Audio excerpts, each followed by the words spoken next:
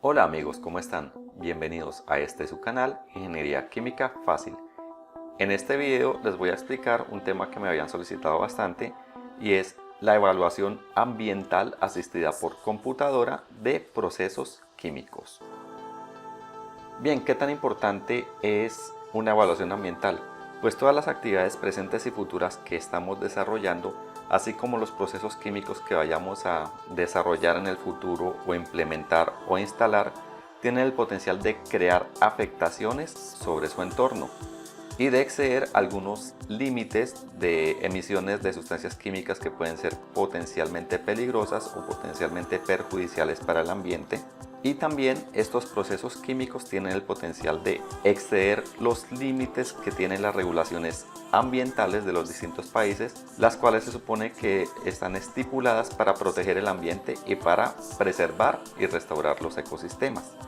Entonces, con el fin de cuantificar esos probables desbalances, pues es importante realizar evaluaciones de los impactos ambientales que tengan estas actividades, o más específicamente lo que nos concierne, estos procesos químicos. Entonces, una evaluación ambiental nos ofrece un análisis de todos los posibles impactos ambientales potenciales que puede tener un proceso químico de una manera ordenada, replicable y multidisciplinaria. No solamente son necesarios conceptos de ingeniería química, sino que también son necesarios conceptos de las matemáticas, son necesarios conceptos de la ingeniería ambiental, de la química y de la toxicología. ¿Cuáles son las ventajas de una evaluación ambiental? Lo primero es que nos permite detectar puntos de mejora en los distintos procesos desde el punto de vista ambiental. Y lo segundo es que nos sirve como una herramienta de toma de decisiones para cuantificar los beneficios o perjuicios ambientales de un proceso que transforme una materia prima en un producto final. Adicionalmente, nos sirve para comparar distintos procesos. Por ejemplo, si yo tengo dos alternativas diferentes de transformar una materia prima en un producto final, yo puedo hacer la evaluación ambiental de esas dos alternativas, de esos dos procesos, y con base en los resultados que obtenga, seleccionar el que genere menores impactos ambientales sobre su entorno. También nos sirve no solo para comparar procesos, sino para comparar etapas dentro de un mismo proceso.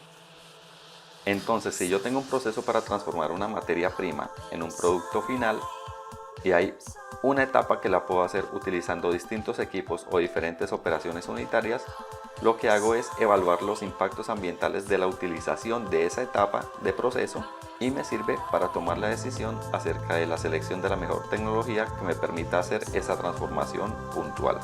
También nos puede servir para, dentro de un conjunto de materias primas que me sirvan para obtener un producto final, seleccionar aquella cuya implementación o cuya utilización me permita generar la menor cantidad de impactos ambientales potenciales. Por ejemplo, si yo voy a producir biodiesel, el biodiesel lo puedo producir de diferentes aceites vegetales. Puede ser aceite de palma, puede ser aceite de colza, puede ser aceite de microalgas. Entonces yo puedo evaluar la utilización de esas tres materias primas y, de acuerdo a los impactos ambientales que obtenga de la evaluación ambiental, tomar una decisión acerca de cuál utilizar desde el punto de vista ambiental. O viceversa, también puedo tener una sola materia prima que me puede servir para diferentes productos. Por ejemplo, puedo tener la cáscara de camarón y con ella yo puedo obtener quitina o puedo obtener también quitosano. Entonces, si quiero saber cuál de las dos alternativas es mejor desde el punto de vista ambiental, pues hago la evaluación ambiental de ambas alternativas, comparo y tomo mi decisión. Bueno, ¿y cómo se realiza una evaluación ambiental? Pues existen diferentes metodologías para hacerlo y los investigadores cada día están desarrollando mejores metodologías y más robustas y que tengan en cuenta más criterios para estas evaluaciones ambientales. Aquí voy a mencionar solo algunas. Entonces tenemos el algoritmo de reducción de residuos, es la primera que aparece aquí y es acerca de la cual vamos a hablar con mayor profundidad en esta presentación. Está también el método de minimización de impactos ambientales o MEIM, que fue desarrollado por Stefanis y sus colaboradores. Tenemos también el Environmental Impact Assessment y Environmental Impact Statement, que son dos metodologías que son promocionadas por la UNESCO. Tenemos también la herramienta EFRAT, que es de Environmental Fate and Risk Assessment Tool. Esta herramienta fue desarrollada por el Centro Nacional para las Tecnologías Industriales y Tratamientos Limpios de los Estados Unidos. También tenemos el análisis de ciclo de vida, que es quizás la metodología más conocida, cuyos documentos marco para su realización son las normas ISO. Son dos, la ISO 14040 y la ISO 14044. Y finalmente tenemos la herramienta Tracy, que también fue desarrollada por la Agencia de Protección Ambiental de los Estados Unidos. Bueno, vamos a hablar un poco más a profundidad del algoritmo de reducción de residuos. Este algoritmo de reducción de residuos, por sus siglas algoritmo WAR, fue desarrollado por la Agencia de Protección Ambiental de los Estados Unidos con el fin de cuantificar la generación de impactos ambientales potenciales que pueden resultar de las actividades que tenga la industria química. En la literatura científica se encuentran numerosas investigaciones en las cuales se utiliza o se plantean mejoras para la evaluación del desempeño ambiental de distintos procesos químicos. Aquí tengo simplemente unos cuantos ejemplos, pero con la ecuación de búsqueda, algoritmo de reducción de residuos en fuentes estructuradas, podemos encontrar las investigaciones que se han realizado hasta el momento. ¿Cómo funciona el algoritmo de reducción de residuos? Bueno, el algoritmo de reducción de residuos considera 8 categorías bajo las cuales son evaluados los impactos ambientales potenciales tanto de las sustancias químicas como de los procesos. Así como nosotros sabemos desarrollar balances de materia, balances de energía, balances de exergía, balances económicos, también este algoritmo introduce el concepto de balance de impactos ambientales potenciales, que es una analogía a los que comenté anteriormente. Y obviamente pues debe tener unos límites del sistema. Se debe limitar dónde comienza mi sistema y dónde termina mi sistema. Estos impactos ambientales potenciales pueden ser debido a la masa, a los flujos másicos que entran y salen del proceso, o a los flujos energéticos que entran o que salen del proceso. Ya teniendo en cuenta este balance de impactos ambientales potenciales, podemos tener una certidumbre de cuáles van a ser los beneficios o la hostilidad ambiental de ese proceso químico, y lo podemos tener en términos cuantitativos. Bueno, en esta diapositiva tenemos las 8 categorías de impacto que les mencioné anteriormente, las cuales son toxicidad humana por ingestión, toxicidad humana por inhalación o exposición dérmica, detrimento de la capa de ozono, potencial de calentamiento global, potencial de toxicidad terrestre, potencial de toxicidad acuática, potencial de acidificación y potencial de oxidación fotoquímica o de formación de smog. Como podemos ver, de estas 8 categorías, 4 son toxicológicas, y de esas 4 que son toxicológicas, 2 son de toxicidad humana y 2 son de toxicidad sobre los recursos, y las otras 4 son atmosféricas, y de esas 4 que son atmosféricas, 2 son atmosféricas globales y las otras 2 son atmosféricas locales. Bien, vamos a analizar una por una las categorías de impacto. La primera es la toxicidad humana por ingestión. El valor que se toma de toxicidad humana por ingestión para una sustancia química es calculado solo si esta sustancia química a una temperatura de 273 Kelvin y una atmósfera existe en el estado de agregación sólido o líquido. El patrón que se toma para su cálculo es el LD50 o la dosis letal 50, la cual por definición es aquella dosis a la cual fallece el 50% de los especímenes que se estudian a través de una ingestión oral. Este LD50 es generalmente reportado en unidades de miligramo de sustancia química sobre kilogramo del espécimen. Entonces, si el espécimen es ratas, el LD50 se da en miligramos sobre kilogramos oral rata.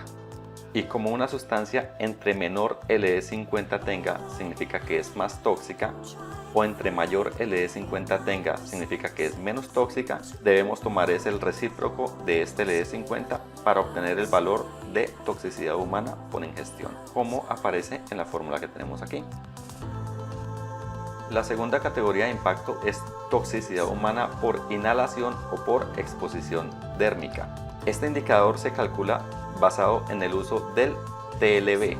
¿Qué es el TLB? Es la concentración límite de una sustancia en el aire a la cual una persona puede estar expuesta durante 8 horas diarias y 40 horas a la semana sin que esta persona manifieste ningún efecto adverso debido a la exposición térmica o debido a la inhalación de la sustancia. Este valor de toxicidad humana por exposición térmica o inhalación es calculado si la sustancia existe a una temperatura de 273 Kelvin y una atmósfera como gas.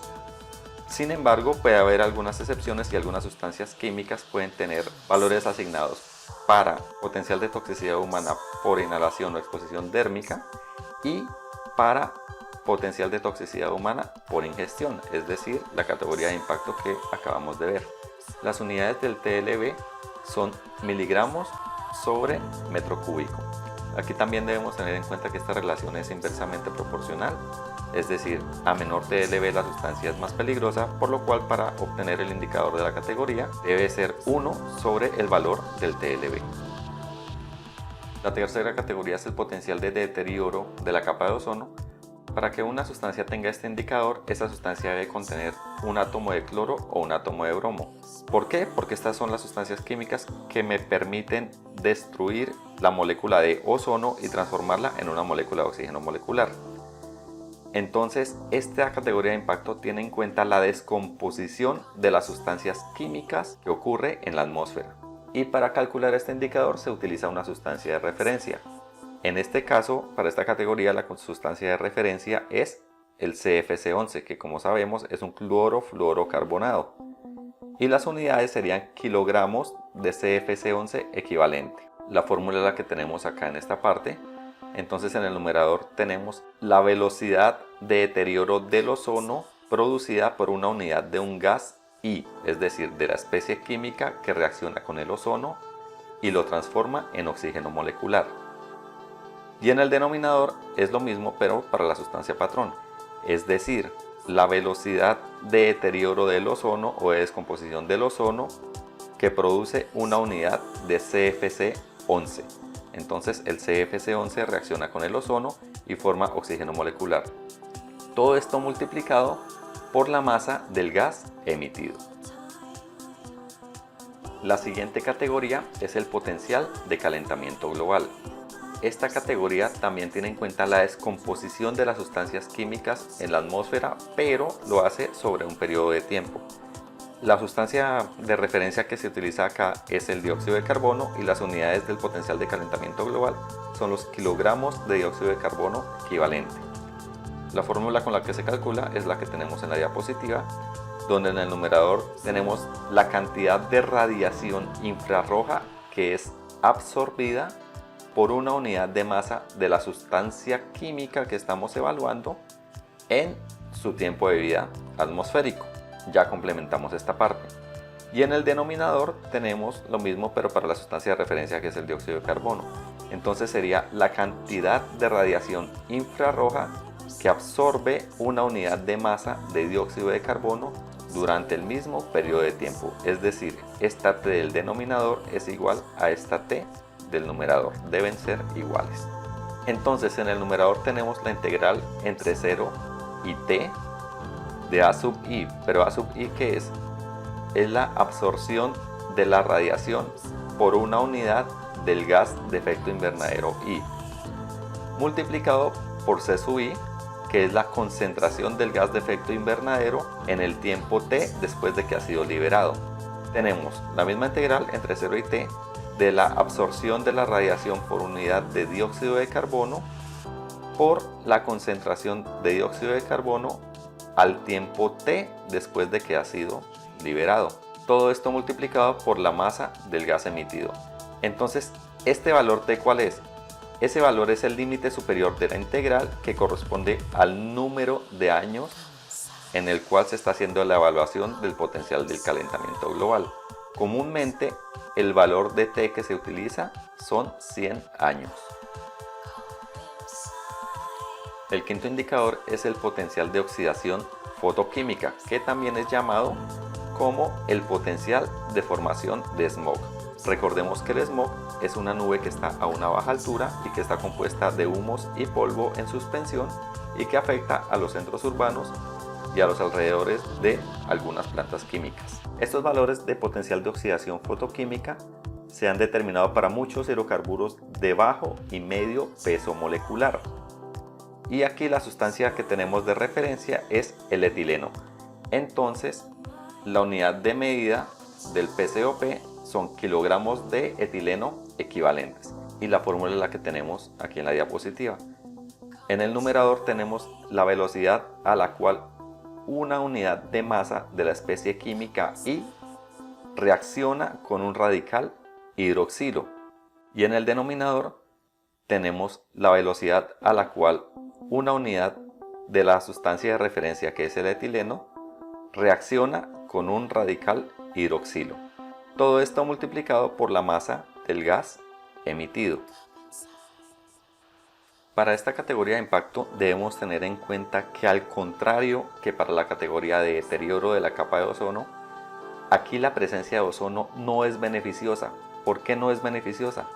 Porque nosotros sabemos que el ozono en capas bajas de la atmósfera, recuerden que el smog se forma a bajas alturas, la presencia de ese ozono incrementa la formación de smog.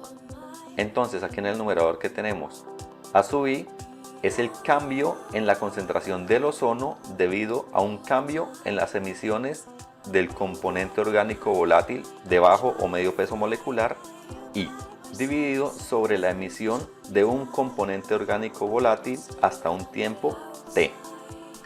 Y en el denominador que tenemos, en la parte superior del denominador, el cambio en la concentración de ozono, que es debido a un cambio en las emisiones de etileno, dividido en las emisiones de etileno hasta un tiempo igual a T. Aquí el límite superior T para el cálculo de esas emisiones es el número de años a los cuales es deseado hacer la evaluación del potencial de formación de smog. La sexta categoría es el potencial de acidificación, que también podemos llamar potencial de lluvia ácida.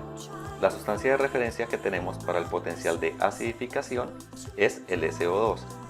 Y entonces el potencial de acidificación se mide en kilogramos de SO2 equivalentes. Y se calcula con la fórmula que tenemos acá en la diapositiva, donde el numerador es la velocidad de liberación de protones en la atmósfera, que es promovida por una sustancia química. Y recordemos que especies químicas como los SOX y los NOx, al ser liberados a la atmósfera, suben y reaccionan con el agua que está en las nubes, formando ácidos. Por ejemplo, el SO2 sube a la atmósfera, reacciona con el agua, forma ácido sulfúrico y ese ácido sulfúrico vuelve a caer a la tierra, y eso es lo que llamamos lluvia ácida. Entonces, en esa reacción química se libera hidrógeno. Y en el denominador tenemos la velocidad de liberación de protones en la atmósfera promovida por la sustancia de referencia, que es el SO2. Todo esto multiplicado por la masa del gas emitido. Ahora, B sub I es el potencial de acidificación del componente I, M sub I es la unidad de masa de la especie química I, V sub SO2 es el potencial de acidificación para el SO2 y MSO2 es la unidad de masa del SO2. La séptima categoría es el potencial de toxicidad acuática. Este potencial de toxicidad acuática se estima utilizando datos toxicológicos de una especie de referencia. En este caso, la especie de referencia o la especie representativa es el pez Pimephales promelas. ¿Por qué se utiliza este pez? Debido a su aceptación en el ámbito científico como un indicador acuático, un bioindicador acuático. El indicador de referencia para esta categoría de impacto es el LC50. ¿Qué es el LC50? De manera análoga al LD50, es la concentración letal que causa la muerte en el 50% de la población después de una exposición de 96 horas. Y las unidades de ese LC50 son miligramos por litro. De manera análoga que para el LD50, entre menor sea la dosis, más peligrosa es la sustancia. Por eso, para obtener el indicador de la categoría de impacto, debemos dividir 1 entre el LC50 de la sustancia química que estamos evaluando. Y por último tenemos el potencial de toxicidad terrestre. Este potencial de toxicidad terrestre es el mismo valor que se utiliza para la categoría de toxicidad humana por ingestión, y entonces se calcula como 1 sobre el LD50. Bien, existen dos tipos de impactos ambientales potenciales: los impactos ambientales de salida y los impactos ambientales generados.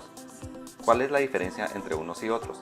Los impactos ambientales potenciales de salida me permiten cuantificar los impactos que son emitidos del proceso hacia sus alrededores, mientras que los impactos ambientales potenciales generados me permiten cuantificar la generación de impactos dentro del proceso, es decir, del proceso hacia adentro.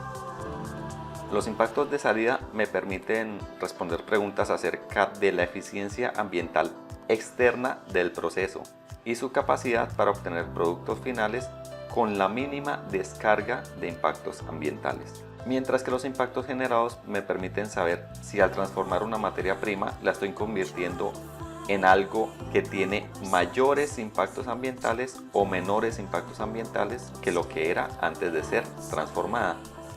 Aquí tenemos las fórmulas de cómo se calcula un impacto generado y un impacto de salida, donde I de entrada e I de salida con el superíndice CP son las tasas de entrada y salida de impactos ambientales potenciales para el proceso químico. CP es Chemical Process. Los parámetros I de entrada e I de salida con el superíndice EP son las tasas de entrada y de salida de impactos ambientales potenciales debidos a la generación de energía o a la energía que requiere el proceso para que pueda proceder. Los parámetros I de proceso e I de energía con el subíndice WE son los impactos ambientales potenciales asociados con la energía residual del proceso. M sub J es el flujo másico de la corriente J, XKJ es la fracción másica, ojo que es fracción másica y no fracción molar, del componente K en la corriente J, y Phi sub K es el impacto ambiental potencial de la especie K. Ahora, estos impactos, ya sean generados o ya sean de salida, los puedo dar en dos unidades distintas. Yo puedo calcular los impactos por unidad de producto generado o los impactos por unidad de tiempo. Cada uno tiene su funcionalidad. Los impactos por unidad de tiempo me permiten identificar dónde puedo ubicar yo la planta, ya que me está dando la velocidad de emisión de impactos ambientales. Y teniendo en cuenta esa velocidad de emisión de impactos ambientales, yo puedo ubicarla en un sitio que tenga la capacidad de consumir a la misma velocidad o a una velocidad mayor estos impactos ambientales que yo estoy emitiendo de mi proceso químico.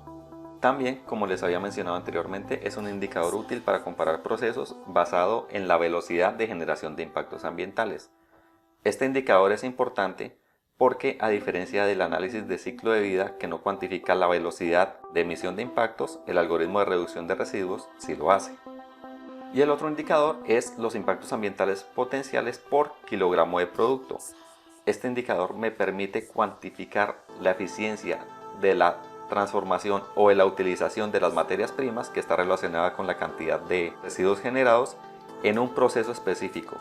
Y también, como lo tengo por kilogramo de producto, me permite comparar procesos cuya capacidad de producción sea diferente. Puedo comparar un proceso que me obtenga 100.000 toneladas al año de biodiesel de palma con un proceso que me obtenga 70.000 toneladas al año de biodiesel de jatropha-curcas, por ejemplo. Bueno, este algoritmo de reducción de residuos ha sido sistematizado en una herramienta computacional que se llama URWE. Este software URWE contiene una base de datos donde se encuentran para muchas sustancias químicas los valores de cada categoría de impacto ambiental. La herramienta URWE fue desarrollada por la Agencia de Protección Ambiental de los Estados Unidos y se encuentra disponible en la página web de esta agencia. ¿Cómo funciona la interfaz de este software? Bueno, entonces lo que nos permite es crear casos de estudio en los cuales nosotros vamos incorporando los balances de materia, vamos incorporando las sustancias químicas, los pesos que le queramos dar a cada categoría de impacto y luego, después de los cálculos que él hace internamente, nos permite mirar los resultados y nosotros como ingenieros hacemos el respectivo análisis. ¿Qué información nos pide? Nos pide información de los flujos másicos de las corrientes que entran y que salen del proceso, es decir, no necesitamos información de las corrientes intermedias. Nos pide los productos químicos que estamos utilizando y que se están produciendo, y también nos pide la cantidad de energía que requiere el proceso. Con esta información el software es el que ejecuta el balance y nos genera los indicadores como nosotros los queramos ver. Si queremos verlos teniendo en cuenta el flujo de producto, sin tener en cuenta el flujo de producto, teniendo en cuenta los impactos del uso de la energía, sin tener en cuenta los impactos del uso de la energía, o teniendo en cuenta tanto la corriente de producto como los impactos del uso de la energía.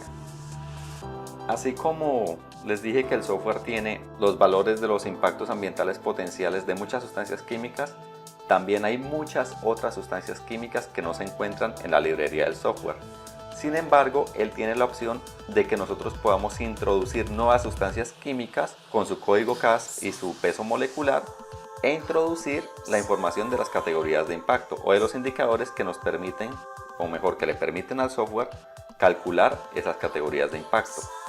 Pero entonces, ¿dónde puedo encontrar yo esta información? Bueno, la primera opción es en las hojas de seguridad de las sustancias químicas. Si una sustancia no está en el software, yo lo primero que debo hacer es buscar la hoja de seguridad de la sustancia química, donde están sus propiedades y sus características, y ingreso esa información al software. ¿Qué debo tener en cuenta? Que las sustancias químicas se pueden llamar de muchas maneras, sin embargo, solo van a tener un nombre UPAC y solo van a tener un número CAS. Entonces es importante contar con estos dos parámetros para hacer la búsqueda de los indicadores de nuestra sustancia. ¿Dónde puedo encontrar el número CAS? Pues si yo tengo el nombre común o el nombre UPAC de la sustancia, en la web fácilmente podemos encontrar su número CAS, que es como la cédula de identidad de la sustancia. Algo importante, a veces cuando buscamos en las hojas de seguridad de las sustancias y nos vamos para el parámetro, por ejemplo, del LD50, que recuerden que nos sirve para dos categorías de impacto, para la toxicidad humana por ingestión y para el potencial de toxicidad terrestre, encontramos que el valor que aparece está precedido por un signo mayor que. Por ejemplo, para la celulosa, si la buscamos, el LD50 oral rata aparece mayor que 5000 miligramos por kilogramo. ¿Esto qué significa? Esto no significa que la dosis letal sea 5000 miligramos por kilogramo, sino que esa es la dosis máxima a la cual se ejecutó el experimento y la mitad de la población evaluada no falleció. Es decir, que la dosis letal es mayor que ese valor que se encuentra reportado. Bien, aquí les voy a mostrar unos pequeños ejemplos de fuentes estructuradas y páginas web donde podemos encontrar el nombre UPAC, el número CAS de las sustancias y algunas propiedades. Bueno, en primera medida este es el artículo en el cual se reporta el desarrollo del algoritmo de reducción de residuos, es el artículo de Young y Cabezas, y ahí podemos encontrar información adicional sobre esta metodología. Lo otro que podemos utilizar son bases de datos, aquí está ChemSpider, aquí podemos buscar sinónimos de las sustancias, si tenemos el nombre común y no tenemos el nombre UPAC, podemos buscar su estructura molecular, entre otras cosas. También podemos utilizar el diccionario químico, aquí les dejo la página web, en donde podemos refinar la ecuación de búsqueda. Podemos utilizar páginas web como Chemical Book, en la cual también podemos escribir el número CAS de la sustancia o su nombre común o su nombre UPAC y nos va a arrojar toda la información que tenga disponible acerca de esa sustancia. Otra fuente interesante son los catálogos de las empresas que venden sustancias químicas y que venden equipos. Ahí podemos tener acceso a las hojas de seguridad de las sustancias químicas y ahí podemos encontrar información que requiera el software para hacer la evaluación ambiental. Si conoces alguna otra fuente de la cual se puedan obtener las propiedades de las sustancias que se requieren para la evaluación ambiental, puedes ponerla acá en los comentarios. Bien, esto ha sido todo acerca de la teoría de la evaluación ambiental de procesos químicos asistida por computador. Si el video te ha gustado, por favor, Dale like y suscríbete a nuestro canal, eso nos ayuda bastante a subir nuevo contenido. Y si la información te ha sido útil, por favor compártela y activa la campanilla para estar enterado de cuando subimos nuevo contenido. Muchas gracias y nos vemos en una próxima oportunidad.